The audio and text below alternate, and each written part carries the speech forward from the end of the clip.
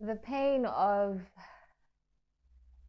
having your husband not come at home on a Friday night, staying out the entire weekend, is it's just one of those things, that will eat you up like cancer, you know, because I knew exactly where he was, you know. Those things started by just making an excuse, a lie. I have a business meeting, I'm going out with friends, and eventually it became a norm. He would stay out from Monday to Sunday and reappear on the Sunday evening, you know. And at that time, I had I knew he was having an affair with another woman, and they'd been having it for a long time. Even when he would lie and say he was somewhere, I knew that he was at her place, you know. There were instances where I would call, he would never answer my calls, to a point where I stopped calling, you know. I remember one time just making peace with myself and saying, you know what, I'll leave him to be, you know. What's the point of calling him when he doesn't want to say where he is, what is he doing? Sometimes the kids would be sick, and it was on me, and I would, even if I could try a call, he would never pick my calls. It was just one of those things. It happened so much. um, I remember I used to hate weekends because that's when it was so rife, you know. During the week, he would come home, be present, but not really present, just be there, just showing up, probably for his kids more than me. But on weekends, I knew exactly. I knew exactly he would just disappear, and not because he's hurt, he's in danger, or he was okay wherever he was, you know.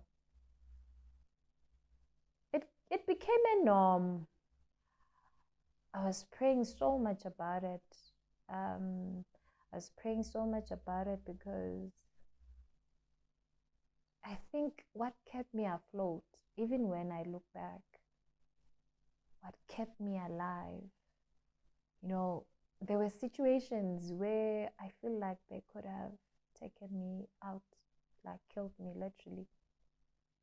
It was either I was going to die, literally dying, being in the grave because of whatever, depression, diseases, you know, or being spiritually dead, you know. And when I look back, I know that it was the grace of God, because in those times I was seeking, even when I didn't know what was happening, you know. I was just seeking God, you know, like, God, what's happening? What do I need to do? And in between those times, there were low moments, because I was not only broken, there were seasons of my life where I was also unemployed, out of a job, you know, and he had a job. And even that, I was also bitter about it because I kept questioning God. I was like, okay, I fell pregnant as a teenage mother, but I tried fixing that, but by putting my life together, pursuing my studies, going to university, you know, because I remember at first I went through the college, but then I did my first year. I did very well. I was accepted in second year at University of Johannesburg. So that was part of me recreating my life. And I was like, God, when I was about to get the job, I couldn't get a job. I was so bitter at God. I was like, one thing, why couldn't one thing work out in my life, you know? And some of the things that I felt like were devaluing me in front of his eyes was because he was dating this modern working woman and I was a stay-at-home mom, you know. And obviously that's deception, you know. It wasn't true, you know, because your value is not in what you do, it's in who you are. But at the time I was being deceived, I was engulfed with all those false narratives, you know. But the grace of God kept me. I know exactly. There are situations that could have counted me out, like literally, but God was there the entire time. He knew what was to be my tomorrow, you know. There was hope. I had faith, you know, and it kept me grounded, you know. Like a part of me changed in that, because I remember there was a time I couldn't really process pain and I would burst in anger, you know, like I would confront him in anger, and God spoke to me and he was like, you need to change that, you know, because you're a woman, and if you come in that approach, he's a man, you're only putting danger to yourself. I changed from being that person.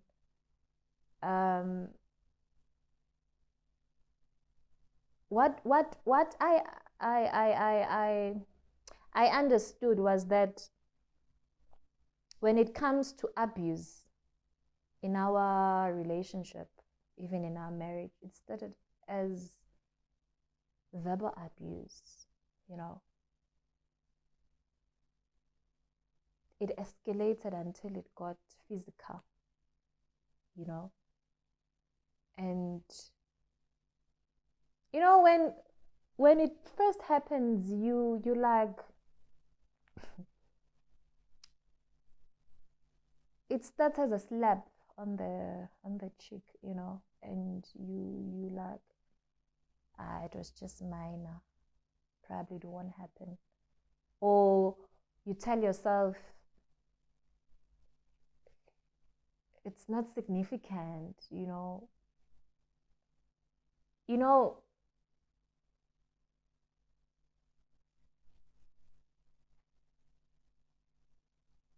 so the physical abuse was there. It's just that it was not ripe until what I would call the peak of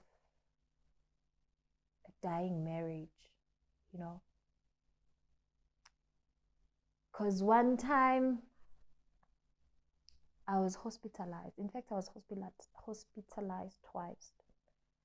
But the most vivid one was when we had an argument over a phone. What happened there was that I remember he wasn't feeling well, and he had been to the doctor. And I remember he came home, I nursed him. And at that time, I didn't want to talk about the issues that we're having, because I somehow sensed that probably they contributed to the stress that he was having, because he had ulcer situation, you know. So I let it slide. He was home. His friend came through, when he was expected to be in bed, taking it easy. And the friend was like, in fact, now I suspect he sent a text to the friend. I'm not really sure. I'm just speculating. Because the friend was there and was like, we need to go. And I was like, are you for real? This man is not well. What do you mean you guys have to go? And the friend was like, I don't know, but. And he was there trying to negotiate with me to say, we need to go, we'll be back. You know, the friend then realized that it was getting tense. So he resorted to say, okay, let me leave you, discuss this. I'll come back at another time to pick you up. So he left. When he left, he was busy on his phone, not paying attention to me. You know, I was trying to talk to him that how can you leave now? One, you're not okay. Two, you promised that we'll talk about the issues that we have. He was hearing none of it. You know, I think it was a moment of anger. I took his phone because he was holding his phone. I don't know what he was doing with it. I think he was texting or what. But I was on the opposite direction trying to talk to him. He wasn't listening to what I was saying. In a moment of anger, I took the phone and I just threw it on the ground. You know, when I threw it on the ground, he didn't say anything. You know, I knew that somehow I was in trouble, but I didn't think of the extent of it, you know. What I thought was like, oops, I need to apologize. I need to buy another phone for him, you know. So when that happened, he went out of the house. And I didn't think much of it. I thought maybe he went out because he was angry at me or upset. When he came back,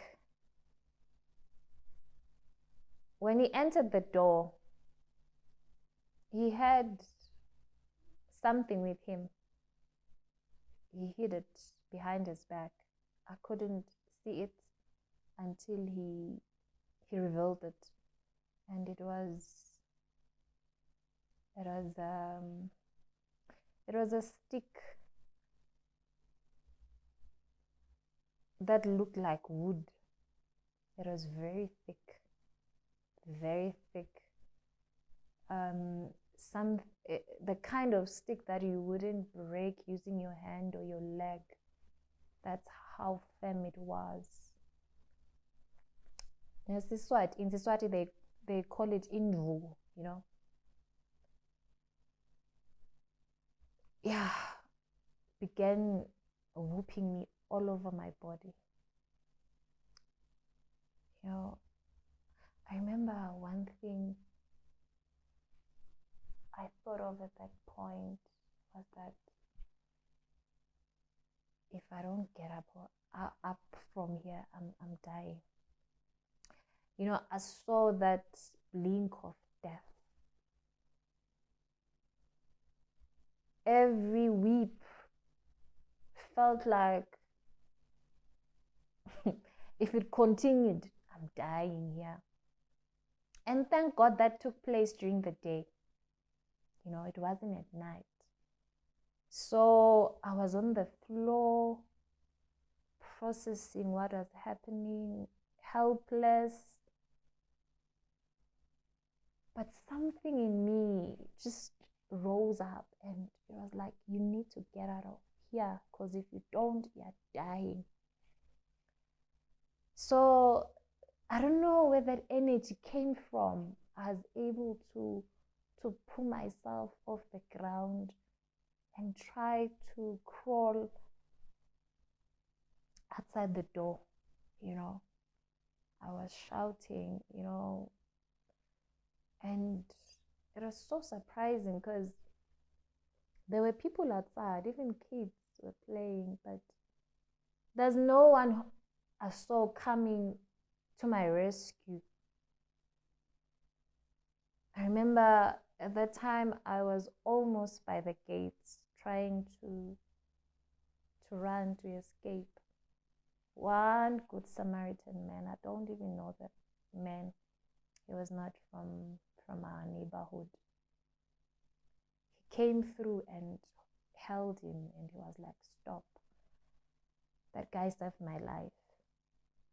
That guy really saved my life. And every time I think of that incident, I'm also glad that it happened during the day, because imagine if it happened during the night.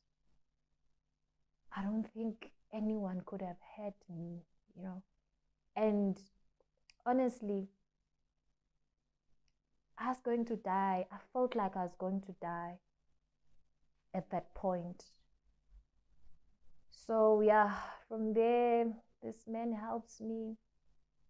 Thank God my son was not inside to witness all of that. My daughter was not born yet. He had gone to play, so he didn't witness that. But he only got to hear about it when he came back from playing.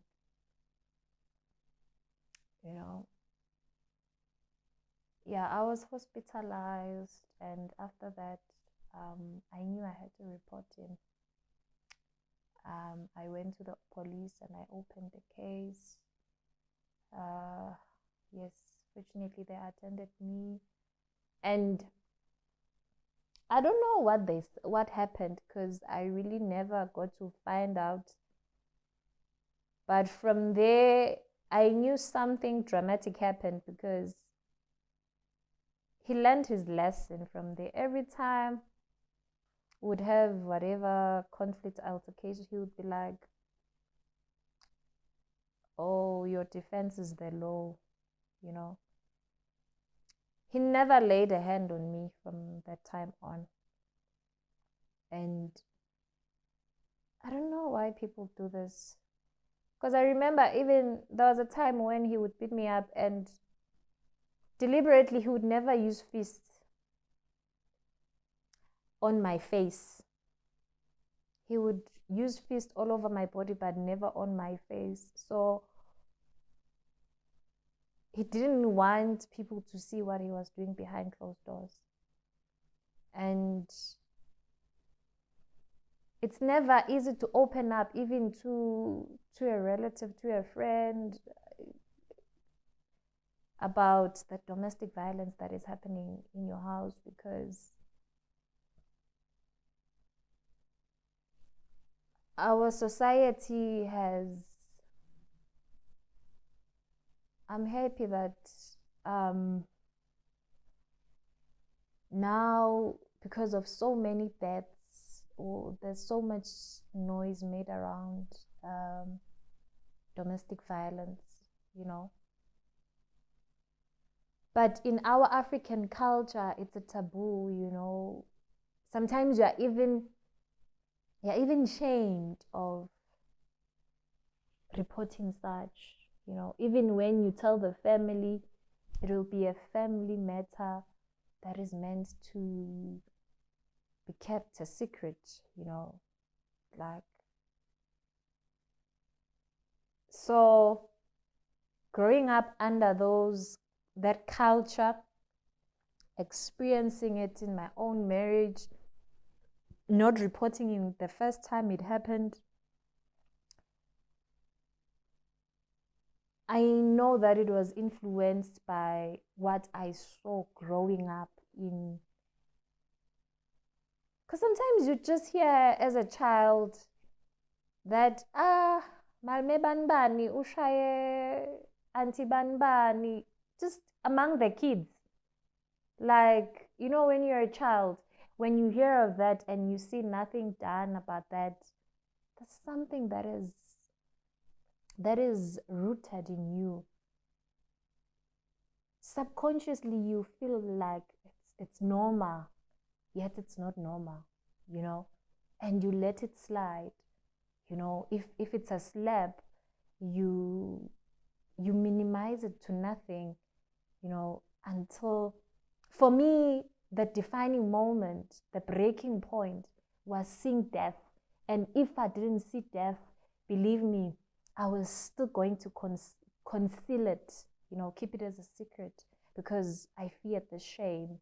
I feared the humiliation and the embarrassment that it would go, that people would, this, you know, people would be talking. It's so funny how people would gossip when it's, and say it's happening gabanbani, and um,